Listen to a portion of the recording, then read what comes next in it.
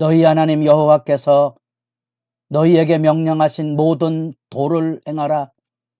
그리하면 너희가 살 것이요 복이 너희에게 있을 것이며 너희가 차지한 땅에서 너희의 날이 길리라.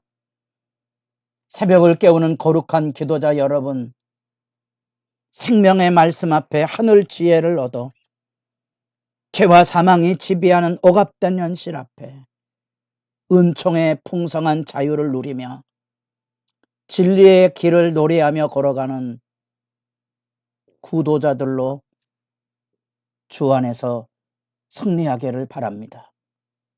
오늘 우리가 읽어갈 하나님의 말씀은 신명기 5장 22절에서 33절까지의 말씀으로서 이제 율법 전반에 대한 이야기가 들려지는 4장 44절부터 12장까지의 내용 중에 중심에 있는 십계명, 그 십계명의 전후 배경을 설명하고 그 의미를 재확인해 주는 겁니다.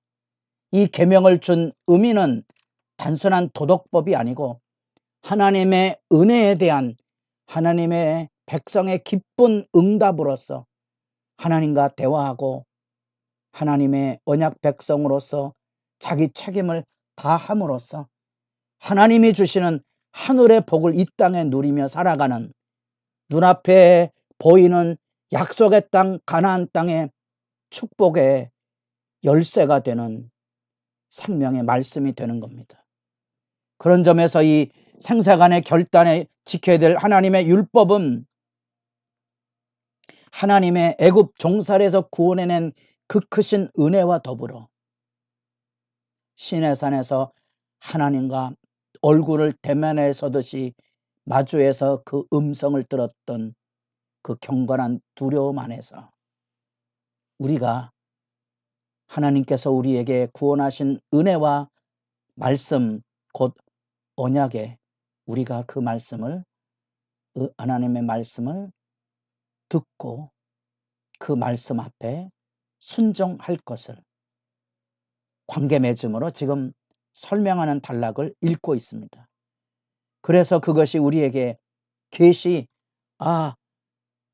내가 믿는 여호와 하나님과 우리는 이렇게 하나님의 말씀으로 마주대하고 세상을 살아가고 있음을, 그래서 33절에 여호와께서 너희에게 명령하신 모든 도, 이게 도가 문자적으로는 길이지요.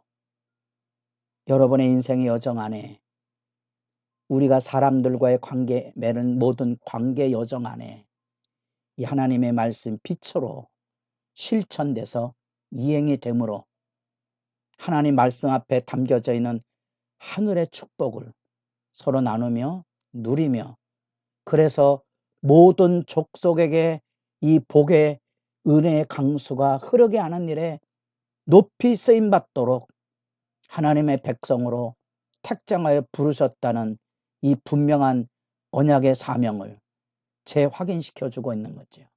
그래서 여기 십계명에 대한 얘기가 나오고 출애굽기 20장보다 여기 보다 자세하게 모세는 이 십계명에 주어진 전후 관계의 의미를 제3 상당한 내용을 가지고 부연 설명을 하며 그 중요성을 일깨우고 있습니다. 단지 율법을 지켜서 구원받는다는 그런 단순한 논리가 아닌 이것을 왜 지켜야 되는지, 어떻게 지키는 건지, 그 의미와 그 결과로서의 축복이 무엇인지를 자세히 설명하고 있는 겁니다. 그래서 시내산 앞에서 하나님께서 우리에게 말씀하셨다는 거죠.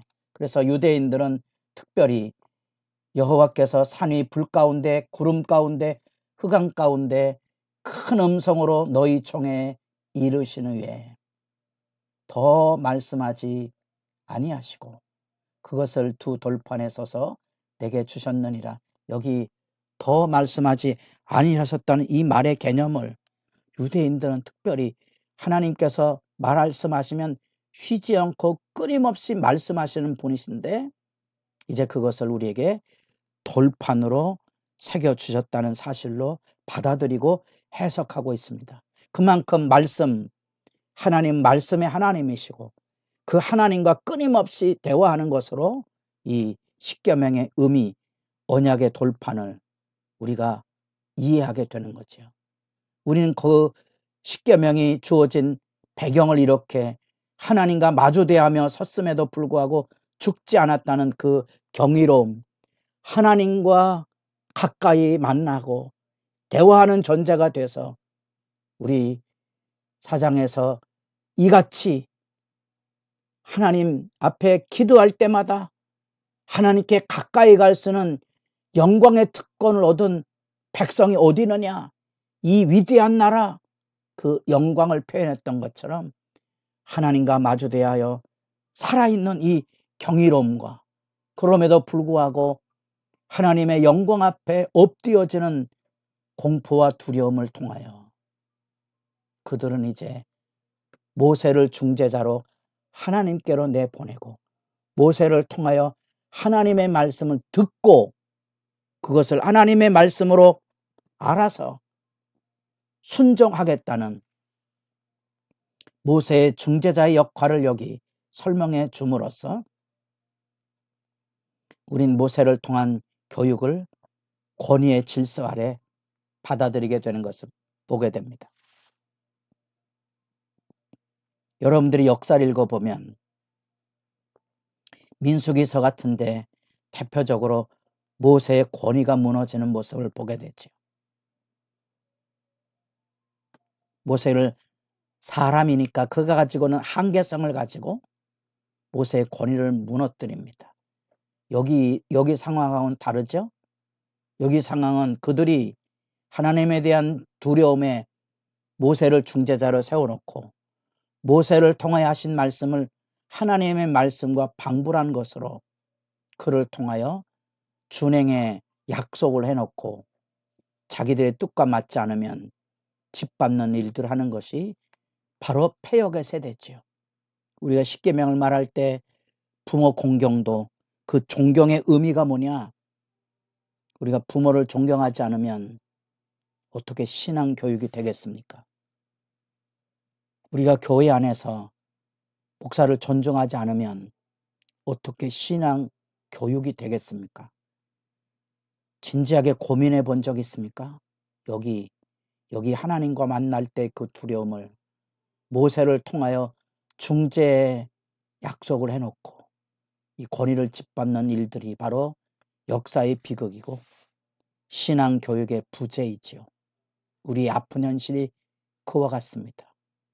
그와 같은 것들이 오늘날 설교가 잔소리가 돼버린 지금 이런 배경을 빼버리고 애굽 땅 종되었던 집에서 구원해낸 이 십계명의 서론을 빼버리고 계명을 말하고 계명을 이해하려니까 하나님의 만극하신 은혜 없이 교육이 하나님의 만극하신 은혜 없이 율법이 지켜질 리가 없는 거지요. 그래서 우리가 이런 배경을 통하여 우리는 제3 교육적인 책임을 이제 깨닫게 됩니다. 그것은 모세를 통하여 지금 십계명이 출애굽기에 들려졌던 십계명이 신명기에 다시 풀이가 되고 해석이 되고 그것이 설명이 되고 있는 이런 과정 안에 토라 곧 하나님의 언약의 율법을 배우고 가르치고 이 배움과 가르침이 히브리에서는 같은 단어라 그랬습니다. 그래서 어느 교회의 실천 목표 중에 하나가 가르치든지 배우든지 하라. 같은 개념이 있지요. 여러분들이 배우는 자라 서려면 가르쳐야 하고 가르치는 자로 서려면 배워야 하는 거지요. 그 교육적인 책임입니다. 그것을 여기 도라고 표현했습니다. 여호와께서 너희에게 명령하신 모든 도, 그게 생명길, 하나님의 계시를 지켜가는 그 길입니다. 이 길에 서야만 생명을 보존하고 이 길에 서야만 약속의 땅에 들어가고 땅을 선물로 받을 뿐 아니라 그 땅에서 장수하고 번영할 것이거든요.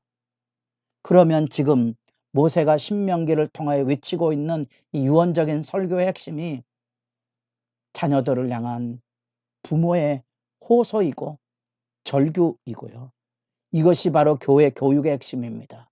내가 누군가에게 배우고 가르친다면 이 생명의 복된 말씀을 혼신을 다하여 전하고 가르쳐야 하는 겁니다. 왜냐하면 이건 살고 죽는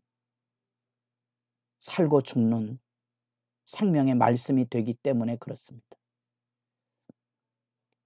혹시 하나님 앞에 율법이라는 개념을 그저 믿음에 반대되는 개념이나 지켜도 되고 아니 지켜도 된다는 거, 어쩌면 여러분들이 새벽을 깨우는 시간이 그냥 지켜도 되고 아니 지켜도 되는 그런 개념이라면 별 의미가 없을 겁니다.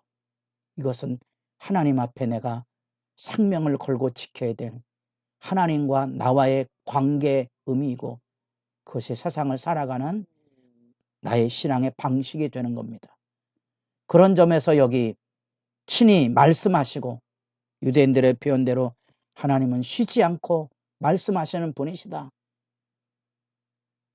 그것을 이제 돌비에 새겨주셨다. 그 불 가운데, 구름 가운데, 흑암 가운데 눈으로 목도하고도 하나님과 말씀을 나누고도 살아남은 하나님 현년의 그 경이로움. 그러나 그 두려움을 이기지 못해서 모세를 중재적인 존재로 하나님 앞에 세움으로써 이제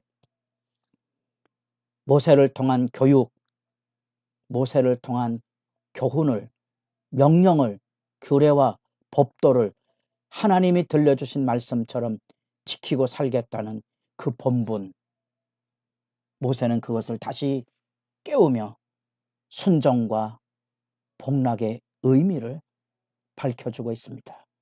여러분들에게 하나님의 말씀이 생명의 말씀이 되어 순종과 복됨으로 가슴 벅찬 기도의 시간이 충만하기를 바랍니다.